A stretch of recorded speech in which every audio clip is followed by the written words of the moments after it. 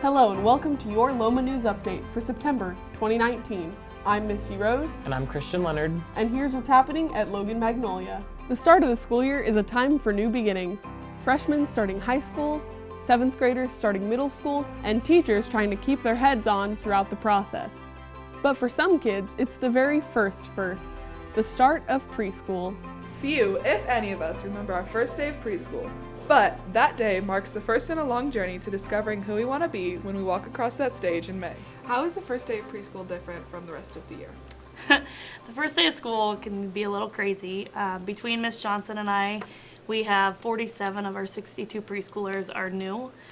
So a lot of the preschoolers have never been in an environment like this, and so learning how to leave their parents, learning all those things can be kind of tricky.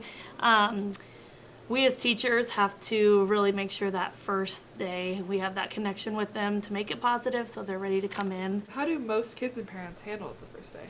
The kids usually do pretty well. You always have a couple criers, and then it usually stops when the magic Play-Doh comes out. They all love Play-Doh, so we usually bring that out as our secret weapon, and then they usually stop. The crying starts again, though, when their parents come because they're not ready to go home. So that's always a good sign for us. It always makes the parents a little sad. But the parents, they tend to do a little worse than the kids. They always have a harder time that first day of school. But Miss Johnson and I try to take a lot of pictures those few days so that the parents can see the kids are working well in the classroom and doing all the fun things. So. What's your main goal when kids walk through the doors on the first day? So my main goal throughout the whole through the whole year is just to make them feel comfortable. I want them to have this be their second home. I want them to know that this is their place, and I want them to feel the ownership of it. So making sure that they know that they are free to learn and grow here, that they can make mistakes and we learn through them. But my main goal is just to make them feel welcome and know that this is the solid foundation for the rest of their school year. So just to make them have a positive year and make them love coming to school. It's hard to understand what all goes into the first day of preschool and why, even though we might not remember that first day, it's a day our parents and teachers will never forget.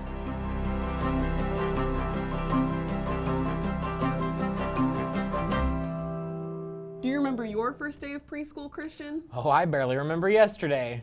Who's surprised? It might be the first day for our Panther preschoolers, but it's the same old for our returning state champion cross-country team. The Lady Panthers took the team win at their home meet on September 3rd, with 4 placements in the top 10. Congratulations, Panthers! Our LoMa News reporter Jordan Armstrong sat down with some of the team leaders and talked about the challenges they face as a team and what makes cross-country so much different than all the other sports we have here at Logan-Magnolia.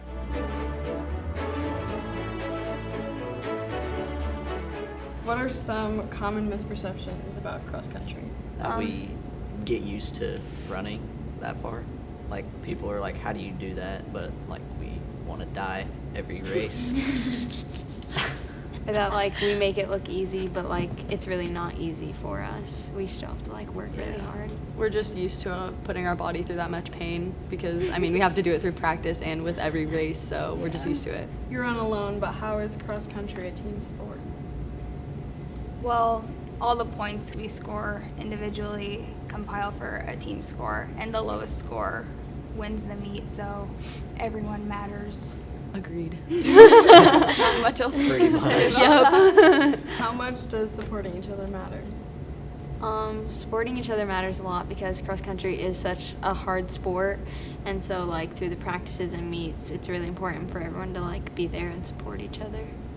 Yeah, I mean, straight up, it's just aimless running, trying not to go too fast. You know, it's not really something you can do without others supporting you. Yeah, if you don't have that support, then it's all mental. Like, your thoughts will probably be negative. Like, if you have the support, then you'll be more positive about doing the sport.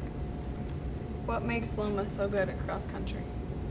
I think we have a lot of good younger classmen coming up, and they've all really stepped it up this year, and everybody just wants to work hard and get better and back to where we were last season.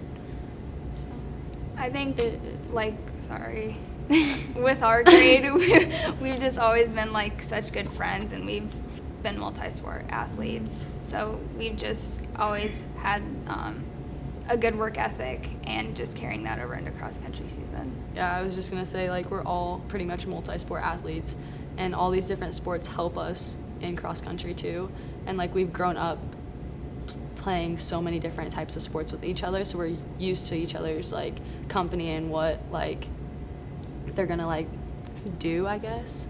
So, so we know, like, if someone's attitude changes, you can see it right away. You know, like, something's wrong with them or something. So it helps that we're all very athletic too, so. What would you say your biggest challenges or fears are this season? I would say just like going into the season being ranked number 1. Maybe it's a little bit challenging, and just like thinking that we don't have to work as hard, which none of the girls have done that yet, or the guys. So I think we're doing a really good job with the pressure this year.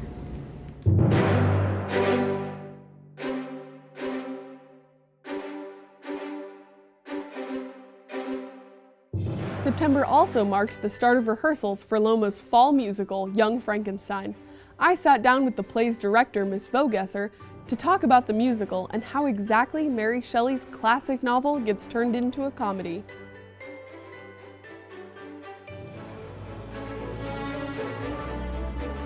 So, Miss Vogesser, what makes musicals different from standard plays? Oh my goodness. Standard plays are usually, in our experience here at Logan-Magnolia, are usually more serious. And standard plays take a lot more effort for memorization and staging and all of that kind of thing, because musicals have songs that drive everything that happens on the stage. I mean, you have a scene, and then there's a song, and then there's a little scene, then there's a song, then there's a scene, then there's a song. In a standard play, it's all based on the drama. What's the most difficult part about directing, and what's the most rewarding part? Oh my goodness. The most difficult part about directing for me is making sure that everything is ready to go before the first day that students step up on the stage. One of the things that I've learned throughout the years is that I just have to be very, very organized and very, very prepared. If I don't have all of those pieces in place, then I'm stressed, everybody's stressed, all of that kind of thing. To me, the most rewarding thing is actually that opening show when everybody gets a chance to shine and do what they've been meant to do on the show. I will say probably seriously one of the most absolutely heartwarming moments for me ever in directing a play was your brother, with Michael, because he in practices he was so nervous, he was so I don't know what I'm doing, but we believed in him, and we gave him that time, that compassion, that ability to build and become who he needed to be on stage. And when that curtain rose, he was his character, he was the person that he was supposed to be on that stage, and he put together a flawless performance. And that was one of the most heartwarming moments of my life. I had chills backstage. I mean, I was just like cheering him on. Oh, yes, go Michael, go Michael, go Michael. And it was the most awesome thing ever. So that's so great. I didn't even know about that. What can people expect from this year's production? I think they can expect to be rolling in the aisles. Honestly, I mean, a lot of kids know about the story of Frankenstein, and they read Frankenstein in British Lit. They do those kind of things, and it's a pretty serious novel. But this is Mel Brooks and Gene Wilder at their best, and I think they are going to be absolutely thrilled and just having a great time the whole time that this show is going on. There's not one moment in this show that people are going to be sitting there twiddling their thumbs. They're going to be laughing. They're going to be hanging on every word. Every single scene is going to just crack them up. So they're in for a really fun show. Make sure to mark your calendars for November 5th for the premiere of Mel Brooks' Young Frankenstein here at LoMa. And make sure to follow us on Twitter, Facebook, Instagram, and YouTube at LoMa CSD for daily updates. And don't forget to show your Panther pride next week for homecoming. Well, that's it for your LoMa news. I'm Christian Leonard. And I'm Misty Rose saying take pride, Panthers, take pride.